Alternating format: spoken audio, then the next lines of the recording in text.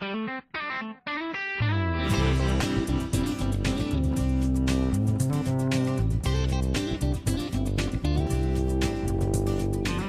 relationship with Ray Duncan started back in the mid-60s when he announced plans for the development of Purgatory Ski Resort. His mission was totally altruistic.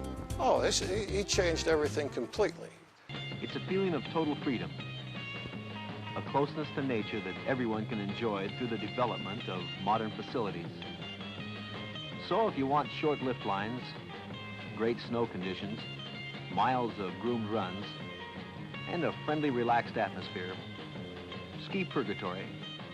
It's a hell of a spot. But Ray Duncan was really responsible for making it a year-round destination.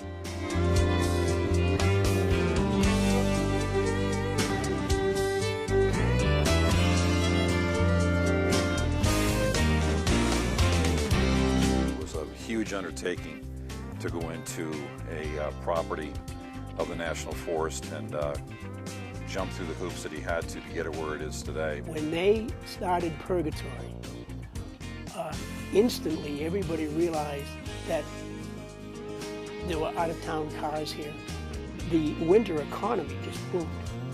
I got to thinking at that time, I said, well, what is Ray Duncan? You know, this is a crazy thing to do because there's nobody around here. In '65, Durango was pretty empty. They had a good, solid summer business for a couple of months, but, you know, I say, where are they going to get the skiers? And it's going to take somebody that's pretty crazy to, to do this thing.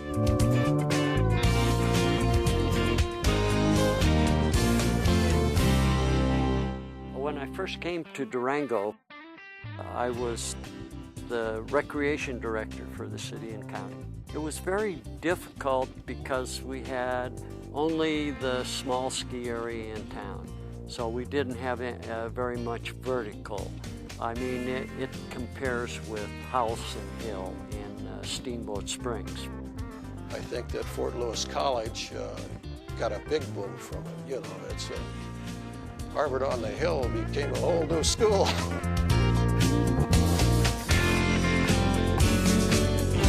In the mid-60s, from that first year that Purgatory came in till probably the mid to late 70s, they couldn't hold classes on Tuesdays and Thursday afternoons because all the students were up there skiing, and they had developed that through Dolph Koos's physical education classes, but you would, if you wanted to see your professors even, you'd go up to the ski resort.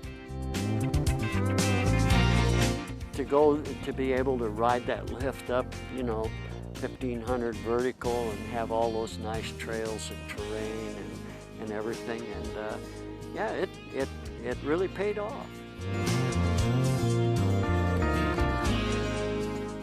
The fact that I was able to stay and live here and work here and develop a family, I attribute that a lot to Ray Duncan. I will remember the first close encounter I had with him. He took a bunch of us that worked at the resort up to lunch at Dante's restaurant. We were all so nervous, of course, the owner coming down from Denver to take us out to lunch, and he was just made us all feel so comfortable. He's very patient. If you get a chance to talk to him, he handles himself very, very well. He was the Chamber of Commerce Man of the Year soon after the ski resort was developed. And an interesting sidelight to that was that first year he was going to give 10% off to all the members of the Durango Ski Club. And we'd been floundering for some years, but he ended up giving a 10% to all his season passes because everybody joined Durango Ski Club, and that was the last year that we could do that. Tenacity and the love for the business, I mean, that's what really makes the difference. You got to have a passion for it, and I can assure you that the Duncans and Ray in particular had that passion. His vision was to impact the community, but do it with a sense of respect towards the environment. And he helped us immensely. You know, we could do all our training at Purgatory, and We had our cross-country tracks there. In fact, that small little college could never really afford skiing without the help of people like Ray Duncan. I can't say enough about what he did for the community as far as basically creating a winter economy that was non-existent before 1965. Anybody in Durango will tell you it is what rounds out that train, and but for the ski business, Durango, even though as wonderful it is, if you don't have that winter economy, it would be most difficult. We needed Ray Duncan. He was a visionary and pulled it off. He's certainly one of the most respected people in town. Can't thank you enough for all you've done for me, my family.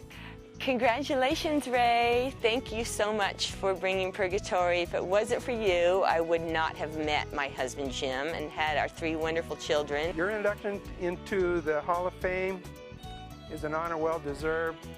Well, Ray, it's been a long time coming, but all of us down here in Durango and Southwest Colorado are extremely excited about you being inducted into the Colorado Ski Hall of Fame.